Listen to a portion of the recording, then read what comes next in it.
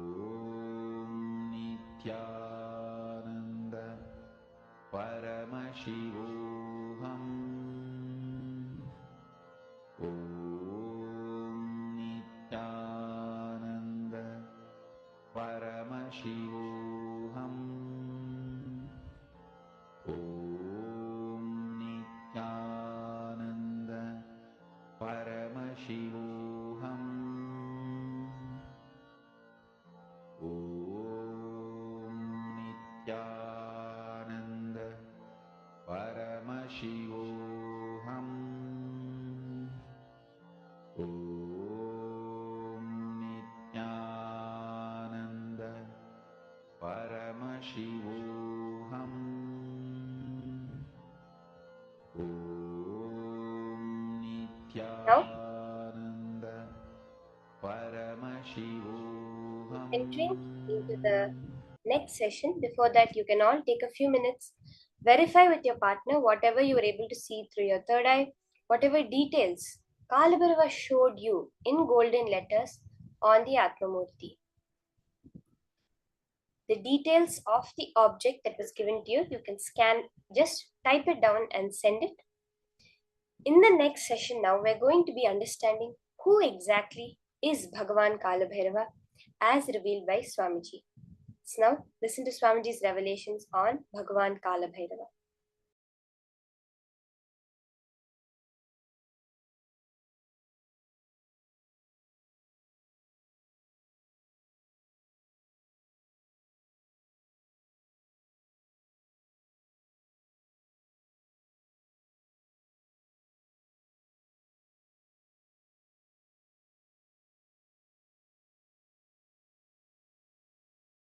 Listen,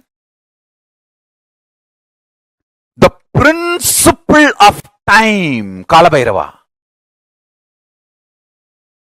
not just Kala or time, principle of Kala is Kalabhairava. It means, listen, how Kala is experienced in our plane is different. How Kala is experienced in higher zones like a Devaloka, Bur, Bhuva, Bu is ours, Suva, Tapa, Satya, the higher vertical time zones, the higher planes. How Kala is experienced, that all that put together is principle of Kala. Principle of Kala is Kalabhairava. Kala is part of Kalabhairava. Understand this. So Kalabhairava is principle of Kala.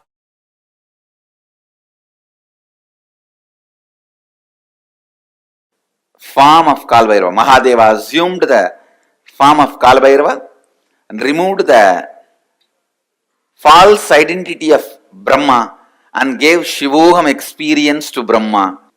Each of Mahadeva's action is considered as one incarnation. When he came out and destroyed Daksha and his Yajna, that action is Virabhadra. When he came out and destroyed the arrogance of Brahma and gave him Shivoham experience, that action is Kalabhairava. See, at one point, constantly creating, Brahma forgot he is doing it because of the blessings of Mahadeva, with the energy of Mahadeva. See, the Brahma's Kamandalu, which is the sacred water, out of which he creates whatever he wants, that water is the Abhisheka Tirtha of Mahadeva.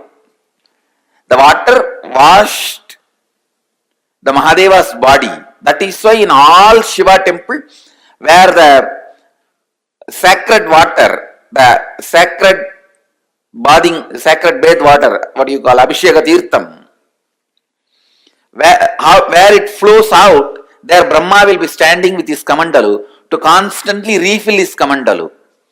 Go to any Shiva temple, you will see where the sacred water flows from the Garbha Mandir, the Abhishekam water flows, there Brahma will be standing with his kamandalu, because that is where he refills and creates the whole cosmos.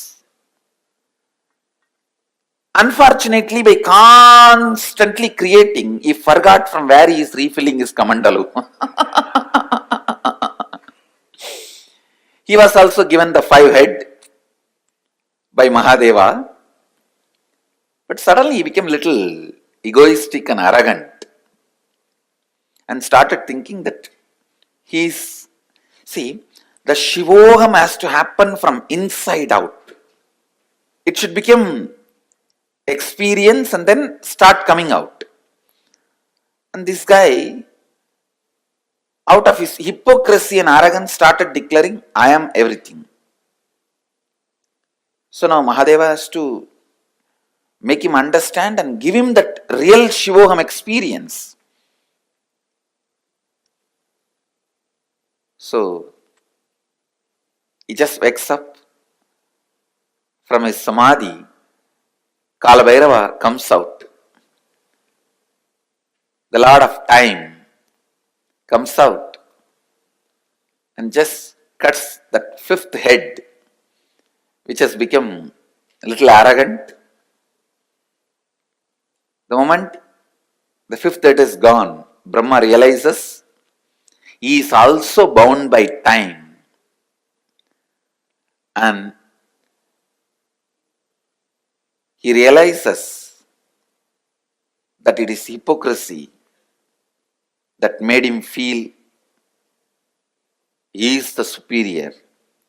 The moment he surrenders, Mahadeva again gives him the Shivoham experience and gives him the place back in his temple and says, you can start refilling your kamandalu from now on and continue the creation.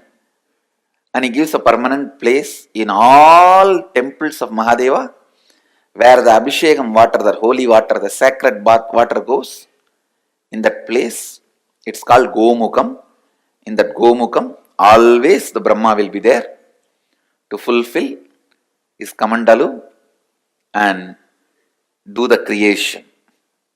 Kalabhairava is one of the most powerful expression of Mahadeva. Most powerful expression of Mahadeva.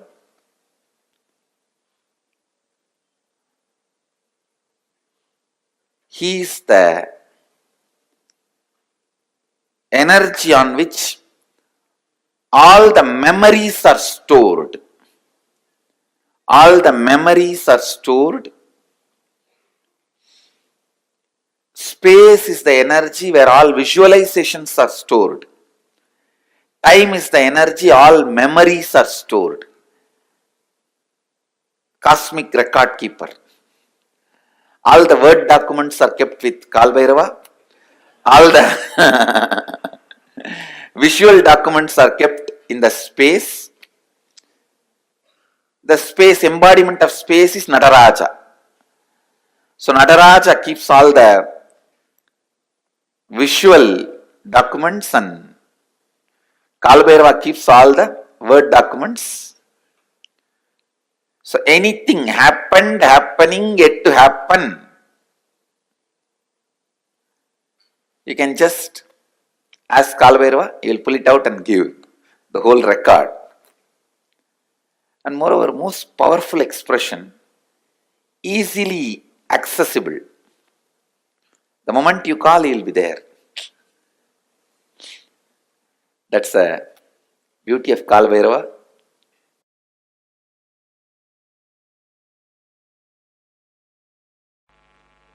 I tell you, life is only for the people who start thinking, living Advaita, who start thinking, living in the space of completion.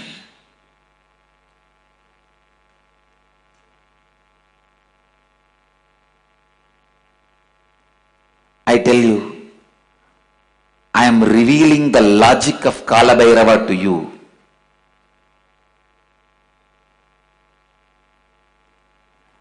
The logic of Kalabhairava is the logic with which life is operated.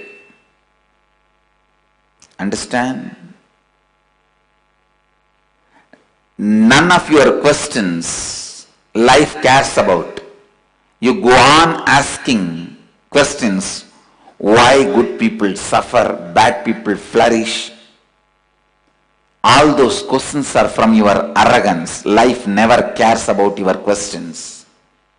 Life will not care about your questions. Life will not care about your stupid rationality. Life will not care about your illogical logic. Kala, he goes on happening. He goes on happening with this one logic. Understand? Just with this one logic.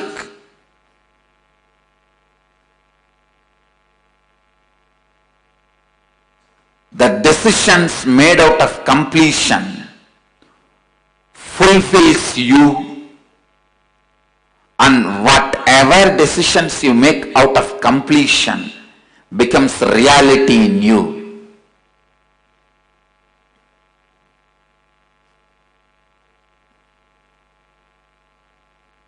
It is your decision, your courage to be in the space of completion.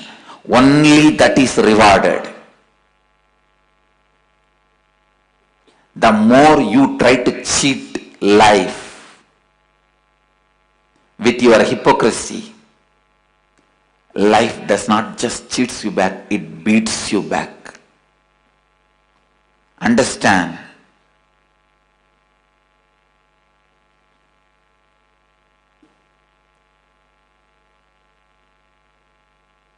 The soft, goody-goody, hypocritical, civilized fellows go on question the terror form of Kali and Kala. Whether you question or don't question, the logic of the Kala is life. He runs the life.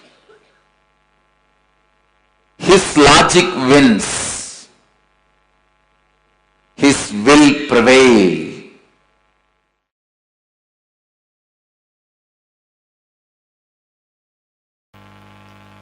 Life is not for the people who claim innocence for their ignorance, who try to claim any special thing because they are victims, powerless, ignorant. No. Be very clear.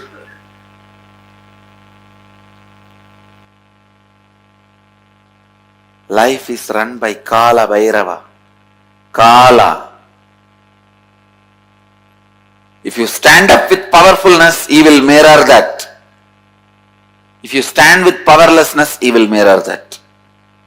If you stand up with responsibility, he will mirror that. If you stand up with irresponsibility, he will mirror that.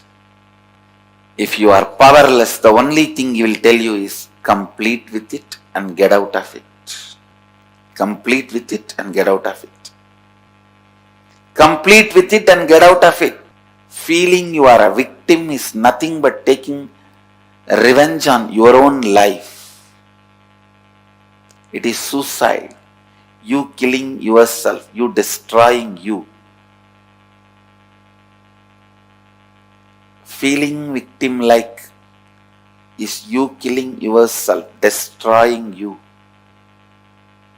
Understand? So many times I have seen people again and again and again think, if you feel you are powerless, innocent, incapable, you should be forgiven. Listen. Completing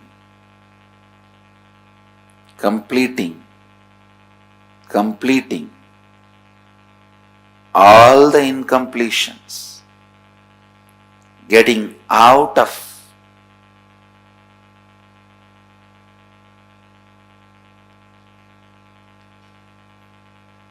the victimhood is living Advaita. Understand? Advaitic activism means again and again and again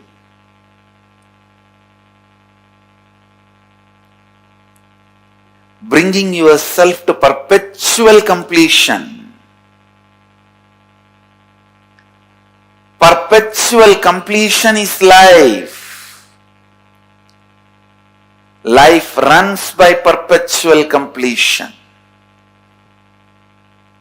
Life runs by perpetual completion. Understand? Perpetual completion is Advaitic activism. Constantly complete yourself. Completion is nothing but the decision to drop your past incompletions and never let them have influence over you again. That's all.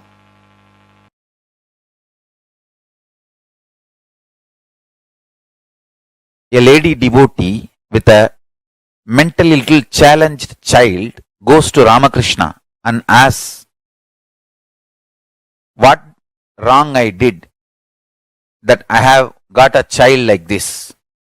Ramakrishna says, remember that child is God and take care, you will become enlightened. Because the simple act of giving love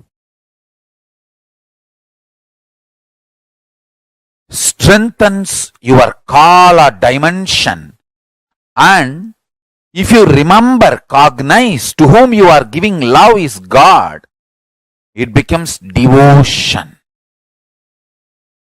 I tell you, every time you share love, every time you use love as the strategy for your existence, the joy oozes out in your being is the strength of Kala Bhairava. Strength of Kala Bhairava. Kala Bhairava is eternally loving, caring, blissful, ferocious, ecstatic, blissful, ferocious.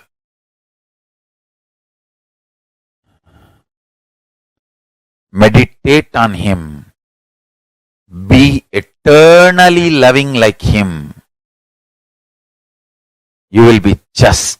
Understand? All justness manifests from extreme love. That is why Kala Bhairava is Lord of Yama. Kala Bhairava is the Lord of integrity. Kala Bhairava is Lord of justice. All justice is delivered cosmically only from the pure space of love. Maintain the intense space of love. Paramashiva will raise you to the space of being a justice, delivering justice to the world. Compassionate, eternally loving are always kept in the space of delivering justice, giving justice. Understand? extreme compassion, extreme joy, extreme ecstasy.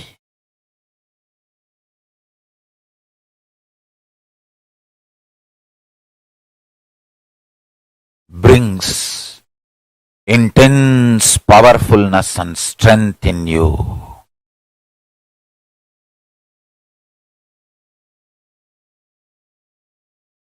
Just go on be sharing smile and love to anything you see. Hug anything you see. If you don't have any object in front, hug the air. You will build strong body and heavy muscles like Kala Bhairava. Listen. Listen to this Deva Rahasya. Look everything you see with love. Hug everything you see, including the air. You will build healthy, powerful, heavy body and grounded being. Superconscious flowering. Sannyasa is seeing everything you see through love, hugging everything you see. One with everything you see. People, objects, animate or inanimate. In the cosmos, there is no inanimate. In Kala, there is no inanimate. It is a space where the big bangs and black holes, planets, suns and stars and moons evolve billions of years exists and dissolve spontaneously, simultaneously, without gap. Billions of years without gap. Meditate on it. Meditate on it. Meditate on it. It is Deva Rahasya. The moment you understand this, your third eye will open up. Billions and billions of yugas. Zillions and zillions of years without gap. Meditate on it. That is Kala Bhairava's fire. The Prabha, Tejas, shining of Kala Bhairava is this powerful cognition. Zillions and zillions of yugas, years, without gap.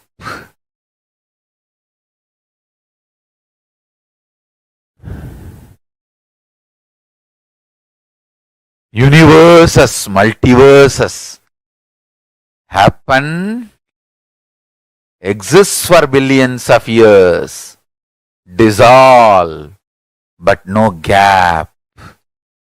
It is spontaneous and simultaneous. Meditate on this in your third eye. Meditate on this in your third eye. Kala Bhairava, deep compassionate being, will reveal the secret of time in your consciousness. This is the initiation. Kala without time gap. Zillions of universe opens, exists of zillions of years, yugas, dissolves without time gap. Meditate on this. Meditate on this. Meditate on this.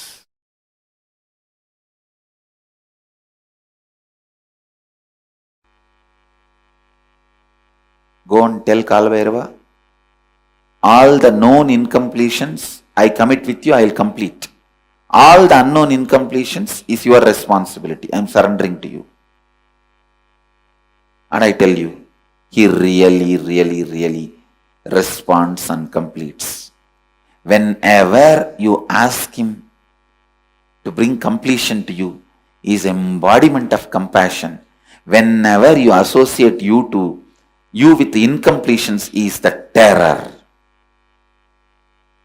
Which side you are standing only decides whether he is terror or compassionate being. He is the most compassionate if you are standing on the side of the completion. He is the ultimate terror if you are standing on the side of the incompletion. He can show the extra teeth and the smile both. He can show the terror teeth and the smile both. He is the only God capable of that. To terror teeth and the wide smile. If you associate yourself with completion, he has such a sweet smile for you. If you associate yourself with the incompletion, he has such a terror teeth for you. The terror teeth will grind even universes and swallow. The smile can create even universes for you.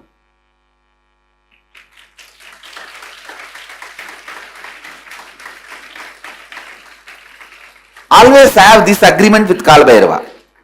All the incompletions you make me known, I commit with you, I will complete them.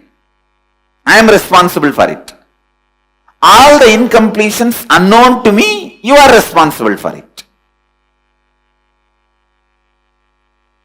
And I tell you, he always agrees for this agreement because he is teaching you this agreement.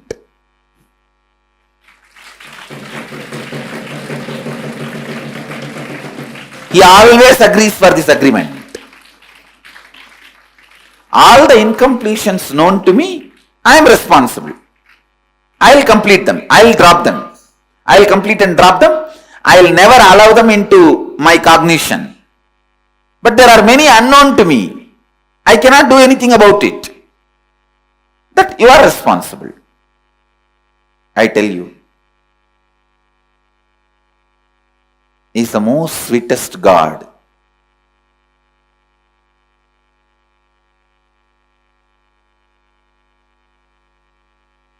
He is the most sweetest God.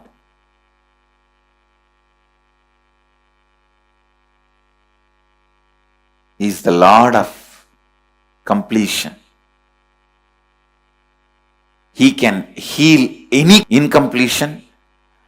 Not only heal, he can just make any incompletion irrelevant. He can just make them irrelevant to your life, and you means you will even forget you had incompletion in that area at one time. Is time, Kala, Lord of time.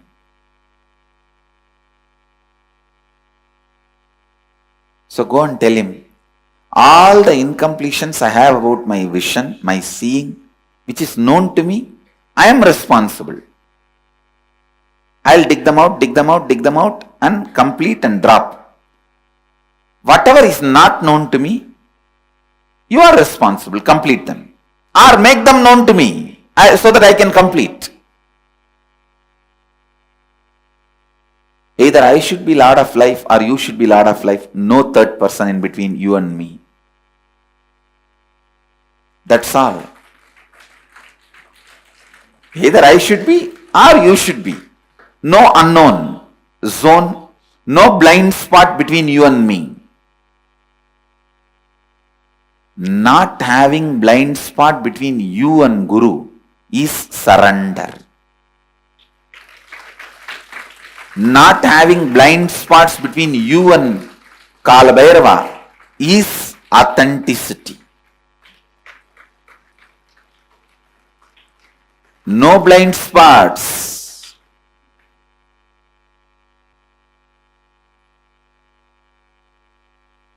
Either for all this I am responsible and I am completing it, and whatever is not known within my framework, you are responsible. You are completing it.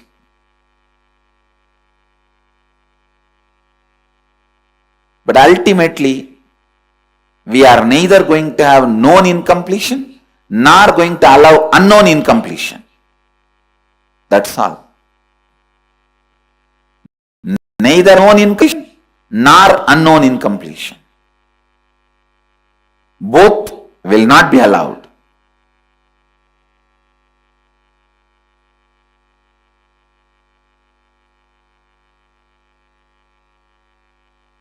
Everyone who has spectacles or contact lens, today tell Kal Bhairava, go and sit and talk to him. You don't even need to talk for him. You just go and talk to him. You will see. He will answer. You will simply listen the answer in his own voice. You don't need to say how you do in the temples. Oh God, please save me. And then you talk for the God also. Oh my son, don't worry. I am here. I will protect you. For our Kal Bhairava, you don't need to talk back. You just say, oh Mahadeva, please protect me. He will say, hey, what you are trying to act here?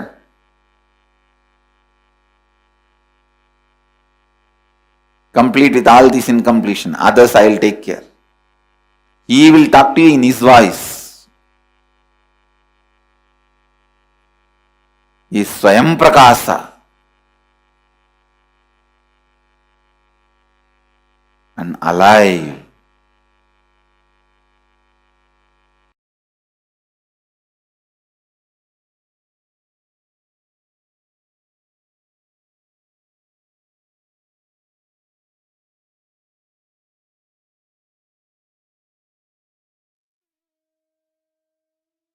Beautifully revealed to us about how when you see Kala Bhairava and associate yourself to your inauthenticity, you'll only see the terror in his eyes and those large fang-like teeth.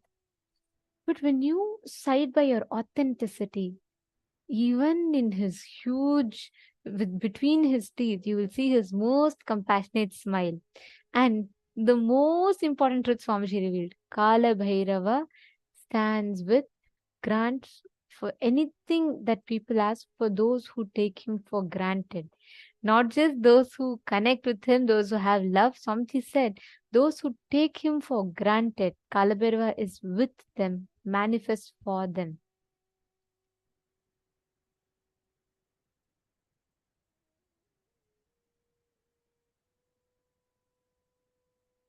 Every one of us are literally going to be experiencing this dimension of Kala Bhairava.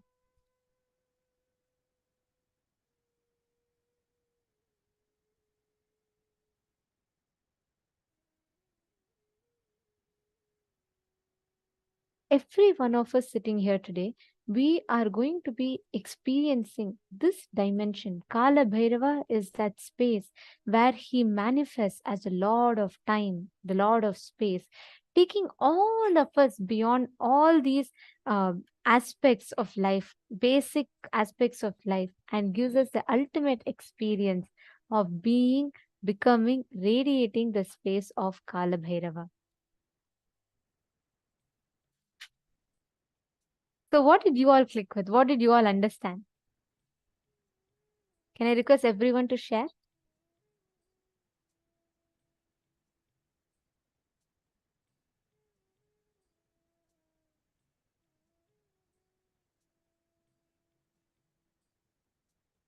Great. Mamina Haridas. Wow. Okay. Wonderful. Can I request all the participants to share? What did you understand? Who is Kala Bhairava? What dimension of Kalabhairava did you click with?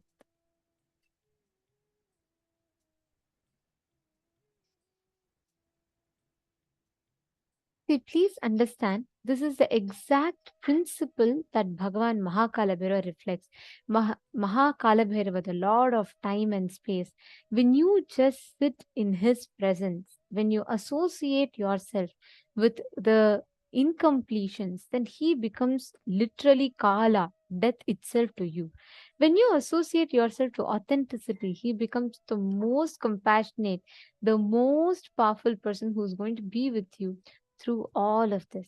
And just in the presence of Mahakala Bhairava can make all the incompletions irrelevant in you, in your inner space.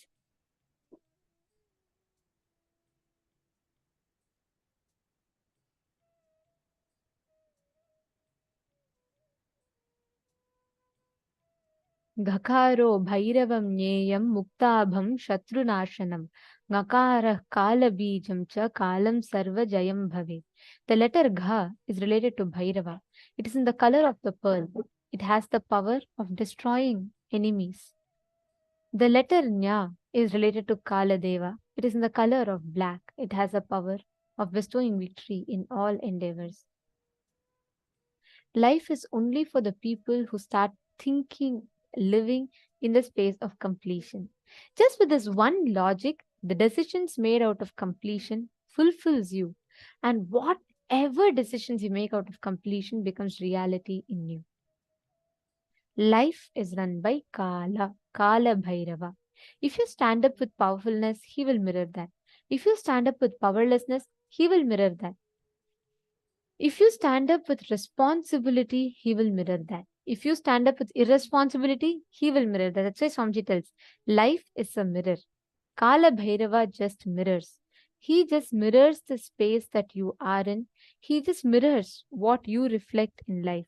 If you decide, I am going to be authentic, I am not going to entertain any inauthenticity, then Kala Bhairava will simply mirror that space in you. Whatever you decide to stand by, Kala Bhairava mirrors that inside of you.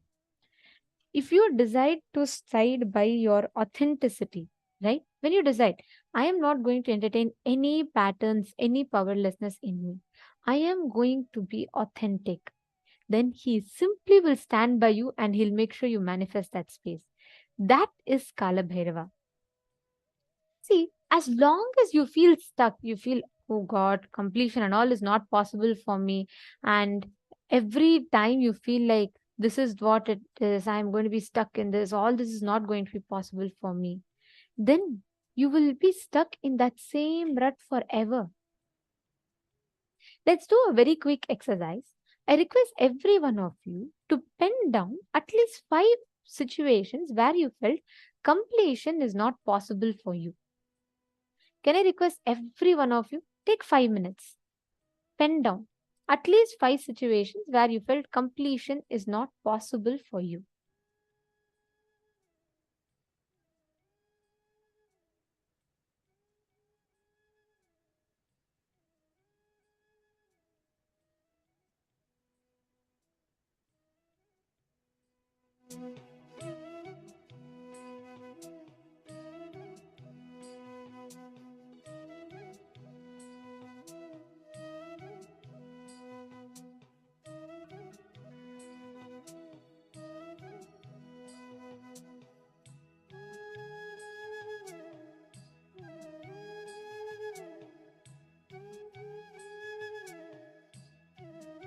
Once you pen that down, look inside and inside yourself. Identify the real reason why you did not complete with those patterns. Even though you are suffering from them, why you chose not to complete with those patterns. Is it because you were lazy, bored, uninspired, or arrogant? Look inside you. Identify the exact reason inside of you.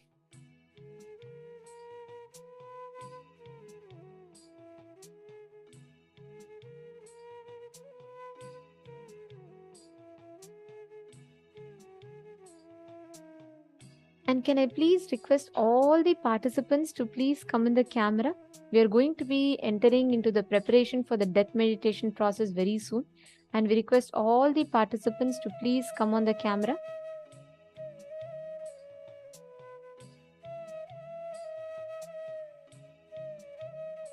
See, today's should not be missed at all. Today's is a very, very important process, and the death meditation process should not be missed by anyone. We request all the participants to please settle down and make sure you're on camera.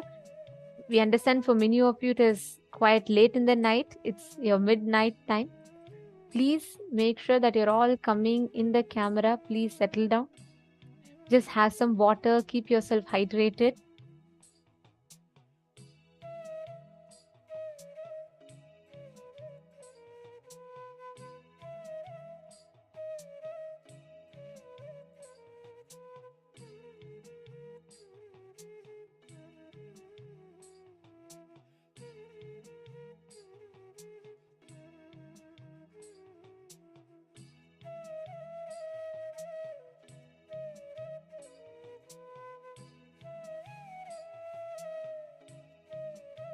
Now, for all the patterns that you have written down, the 5 patterns, decide now to not stand with your inauthenticity. Instead, stand by your authenticity and decide to complete with those patterns. Do the completion process and complete with those patterns now. Even if you complete with one pattern, you will feel so powerful. You will feel inspired and excited to complete with all the other patterns as well. Decide to sit now and experience the completion. I request all of you to please start.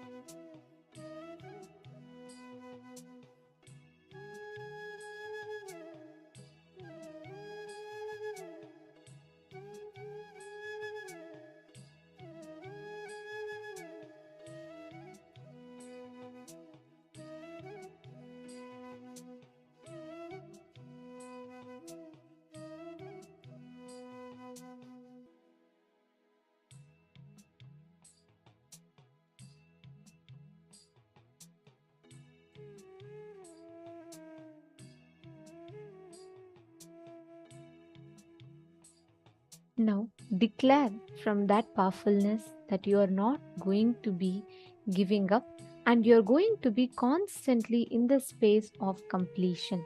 You are not going to be giving up. You are not going to be deciding. Like Swamiji said, deciding to be in the space of completion is Kala Bhairava. The space of completion itself is Kala Bhairava. That is a space of completion. You just decide to be in that space and not entertain any other incompletions, thought patterns inside of you.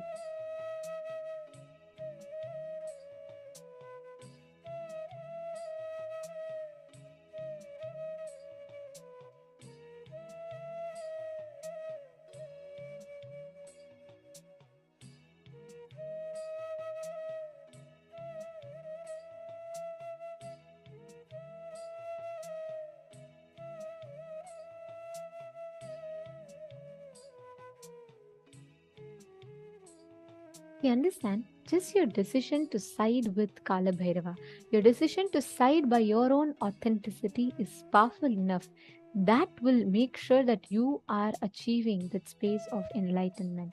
That will make sure you are always experiencing that breakthrough and that space of completion in you. That's all you need to do.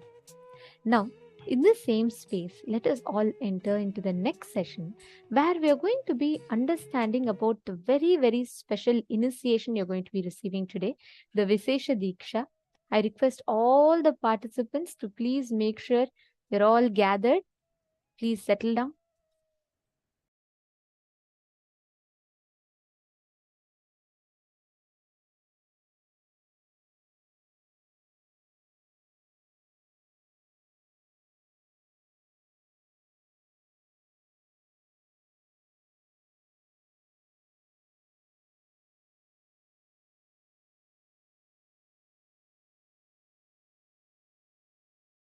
Actually, the Vishesha Diksha is fundamentally initiating you into power manifestation and opening the doors of Kailasa for you. That's literally the Vishesha Diksha. Vishesha Diksha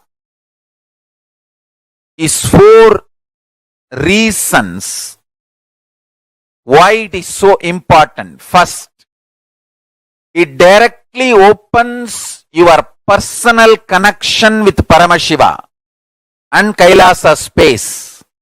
Second, you are initiated into all the power manifestation signs. Third, you have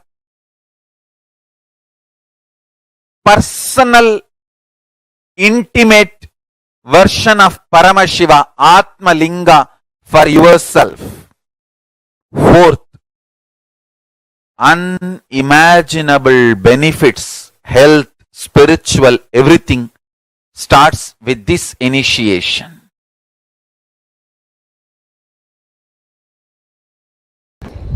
Understand, Vishesha Diksha is giving you superconscious breakthrough. The action now I am supposed to perform. I do not know whether the Acharyas read out Somasambhu Padhati to you.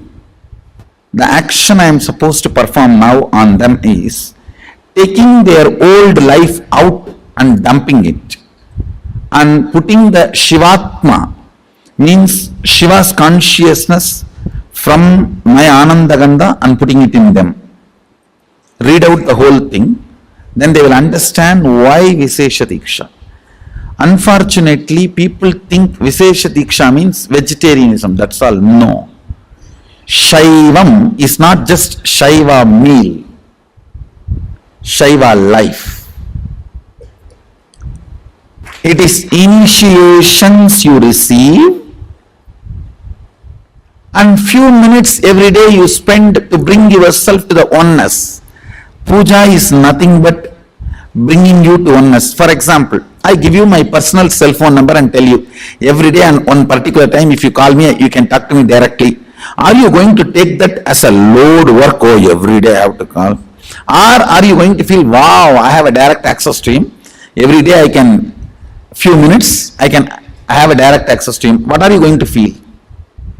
Puja is giving you Sadashiva's personal cell phone number.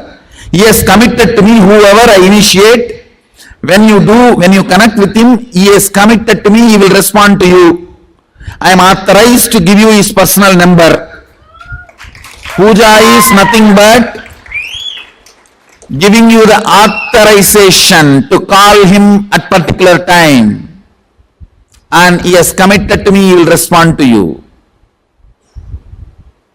Vishesha Diksha is nothing but giving you his personal number, hotline connection. So every day during the puja, that few minutes you can connect with him in oneness, and he has committed to me, he will respond to you. Understand? I am authorized exchange for him. He has given me the authority That is the reason I am sharing. One more thing I want to tell you. Sometimes people come and try to tell me, oh, non-veg food is a human right. Being human itself is not right. What stupidity you are talking about non-veg food? Your body is not made for that. I am not talking from the sense of moral. If you want to evolve into the next level, don't eat poison. Samayat Vishesha Diksha demands only two requests from you. One, you need to be vegetarian. Another one, every day at least 10 minutes you need to bring yourself to the oneness with the puja. 10 minutes is too less time. It doesn't take more than 10 minutes, I know. It's too less time.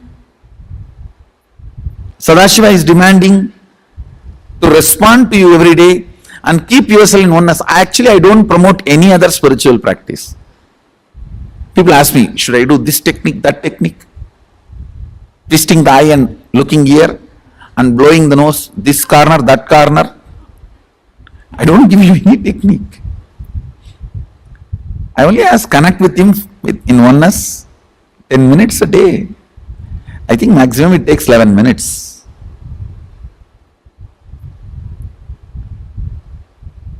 Anybody who listens to my words, I will strongly recommend you take Vishesha Diksha and become vegetarian. That will really help you. You cannot compare, understand? Whether you paid some 5,000 and came for NKY or paid few lakhs and came for MSS, that is not going to decide whether you are going to continue to manifest power and live manifesting powers. Whether you take Vishesha Diksha or not is only going to decide whether you are going to manifest powers or not.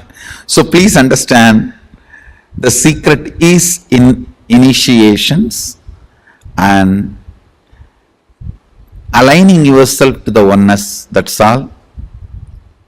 So I have to be integrated to Mahadeva, so I am revealing the truths as it is.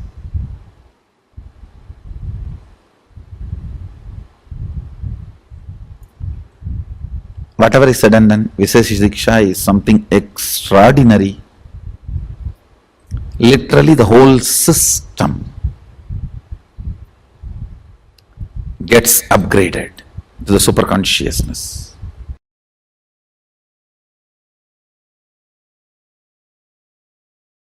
I tell you, in my whole life, it is Nitya Puja, that gave me all the best things of life. Everyday puja, relating with the deities is the best stress buster. Touch the deities, do decoration, dress up. Even now my best time of the day is when I sit with my deities. When I sit with my deities.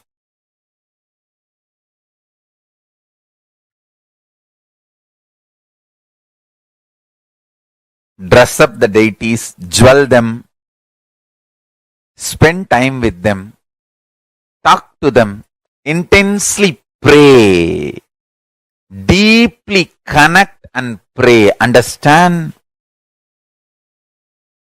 You do not know the power of Archavatara. God landing in physical deity form. Never underestimate the power of Archavatara. The Archavatara is equivalent to living avatara. What living avatar can do to you, an Archavatara can do. Atma Linga I am giving to all of you is literally living Archavatara. Is a piece of God. Literally. receive Atma Linga, do puja every day. That is your ultimate human right and divine right. Please understand. Receiving Atma Linga and doing puja every day is literally awakening your consciousness, connecting yourself with Paramashiva. I tell you, every day, connecting with Paramashiva is such ultimate.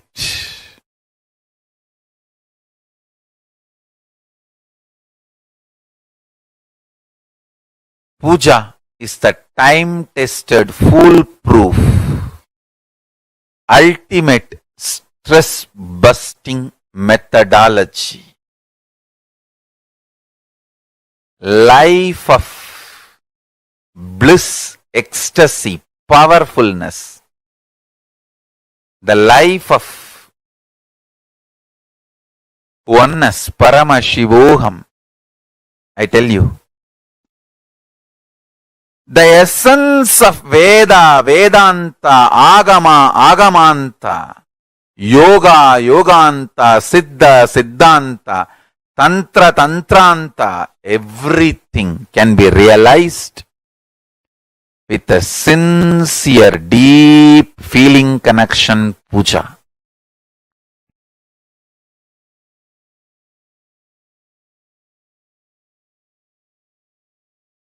Puja is the ultimate. Especially Nitya Puja.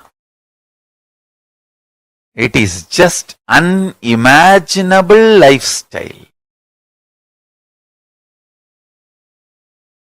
We should make as many deities as possible and as many temples as possible. As many people should be inspired, initiated to do Nitya Puja.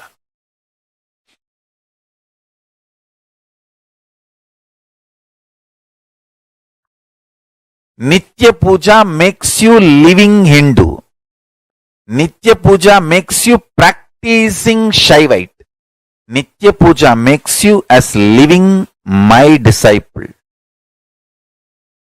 Because I myself do Nitya Puja every day. Even if I am in deep Samadhi, I get up, do my morning rituals and do the Nitya Puja and again rest in Samadhi. I may not eat for days, but I will never miss Nitya Puja.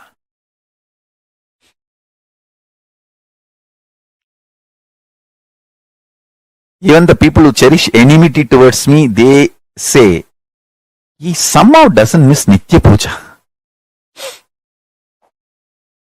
I may miss eating, I may miss sleeping, I may miss drinking water, I may miss anything but not Nitya Puja. Even when I was not allowed to take bath by doctors when I had the fracture in the right hand, I'll wipe the body. Doctors did not allow me to pour water on the body. So I'll wipe the body, keep the hand up with a plastic cover and pour water on my head and come and do the Nitya Puja.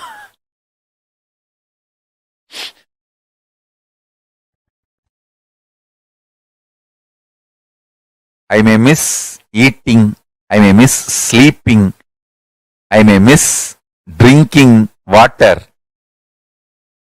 I may miss anything but not Nitya Puja. I may miss food, I may miss eating, I may miss sleeping, I may miss drinking water, I may miss anything but I will not miss Nitya Puja. And I strongly recommend all my disciples to develop this as your lifestyle. Nitya Puja is the ultimate lifestyle. Puja is the time to connect with Paramashiva. Actually, puja is the personal, intimate time with Paramashiva.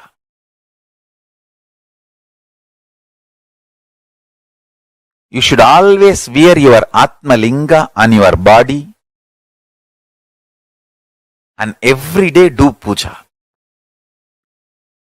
Nothing like that. See, in the initial level, even if you are not able to do everyday puja, start wearing the Atma Linga in your body. Slowly you will pick up the habit. You will feel, wow, when I do puja, it is so nice. Every day you will start having inspiration and start doing the Anmartha puja, the personal worship, personal connection with Paramashiva. I tell you, if at all we need to write in one line in my autobiography or biography, because there will be thousands of biographies. There will be one autobiography by me, but there will be thousands of biographies. If I have to reduce the whole thing to one line, what is the one thing Swamiji never missed in his life? You can't even say breathing, because many times in Samadhi I stopped breathing. The only thing I never missed in my life is Nitya Puja. Many times I have stopped eating. Many times I have stopped sleeping. Many times I have stopped drinking water. Many times I have even stopped breathing. The only thing I have not stopped in my life is Nitya Puja.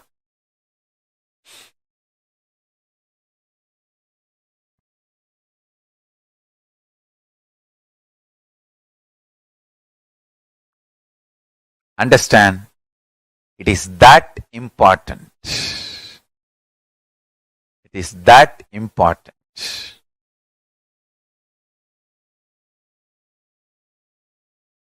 Nitya Puja cleans your whole system, detoxes, ripes your consciousness, makes your consciousness open up in your system. The essence of Veda, Vedanta, Yoga, Yoganta, Agama, Agamanta, Siddha, Siddhanta, Nada, Nadanta, Bodha, Bodhanta, everything is Nitya Puja.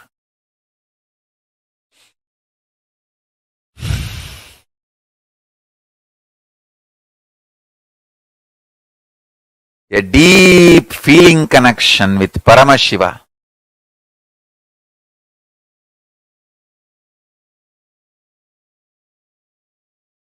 And praying to Paramashiva, connecting with Paramashiva, pouring yourself at the feet of Paramashiva is Nitya Puja.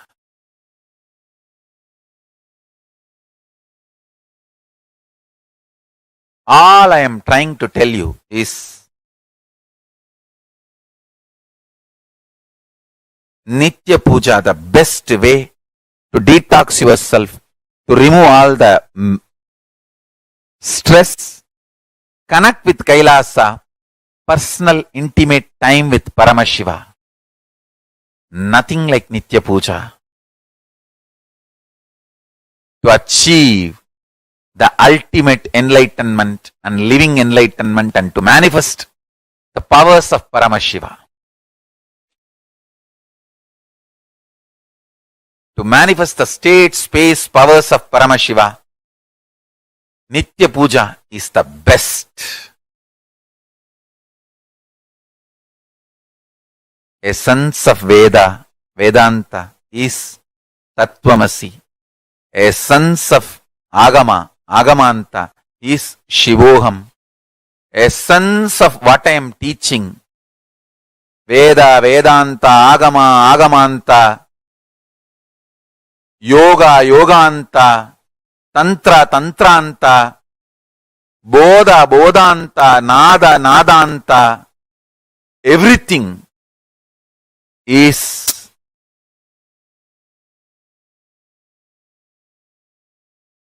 Om Nithyananda Paramashivoham, that can be experienced through Nitya Puja every day. So,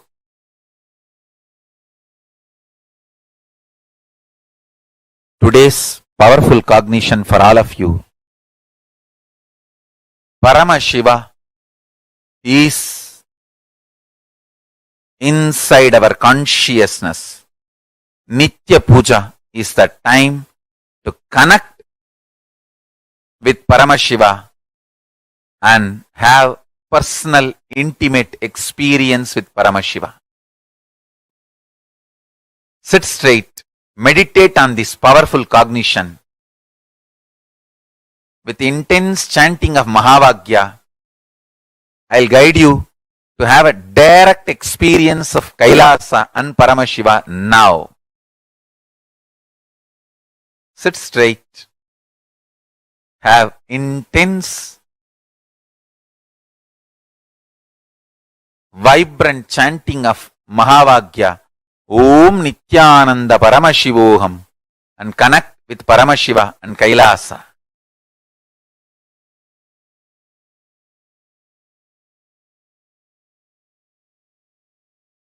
Upasana is literally Samipya Mukti and Sarupya Mukti merges into Sayujya Mukti. Understand? Intense prayer may start as Visishtadvaita, will evolve as Dvaita and raise to Advaita and manifest as Shuddhadvaita. Whatever level it is, prayer is the most powerful, ultimate way of connecting with Paramashiva. Intense prayer, intense prayer, intense prayer, intense prayer.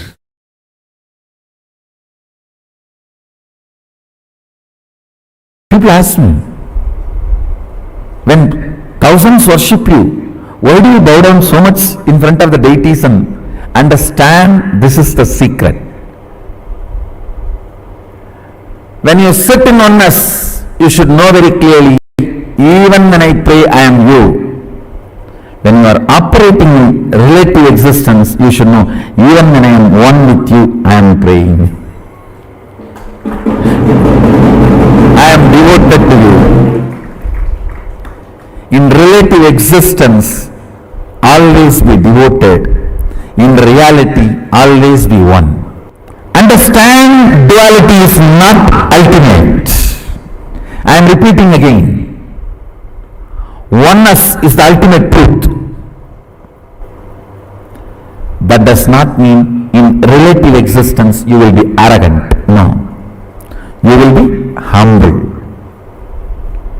In relative existence, you will be humble. That is why I say, the Advaita I am teaching is Sutta Shivadvaita. In oneness, even when we pray, we are one with you. In relative existence, even when we are one with you, we are devoted to you. Be humble, be devoted even to your own oneness. Sometimes when I go to devotees' houses, I directly go to puja room and do the puja. Some of the devotees will keep my photo also. When I do the arti, I have to show to all. I cannot move the hand. I have to show all only. They ask, what is this Swamiji? You are showing arti to your own photograph. What can I do? It is a symbol of my oneness. I am devoted to that.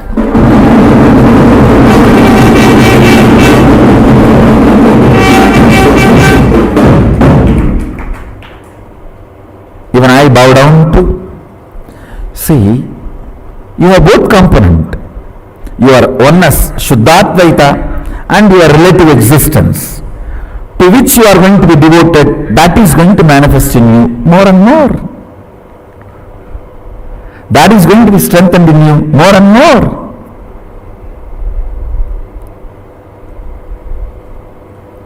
Kailasa is the space of ultimate oneness. Sachidananda, ultimate oneness. Understand? Kailasa is the space of ultimate oneness. And if you hear only the Shabda, you can read your mind. If you hear only the Nada of Kailasa, you can read others' mind.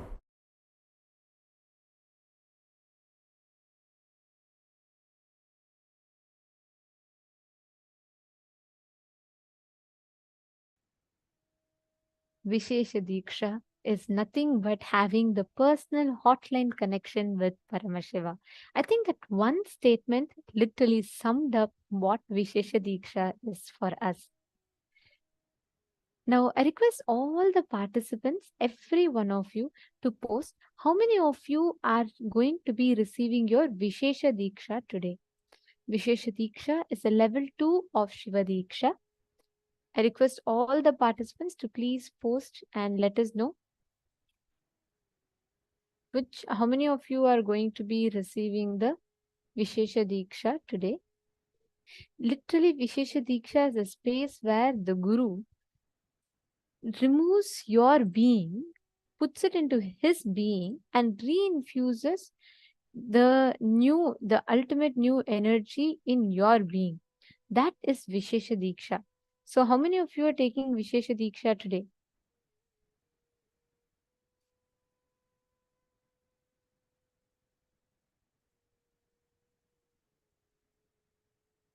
Actually, Swamiji started this Vishesha Diksha in the year 2015. I think mainly like Swamiji with all this ritual.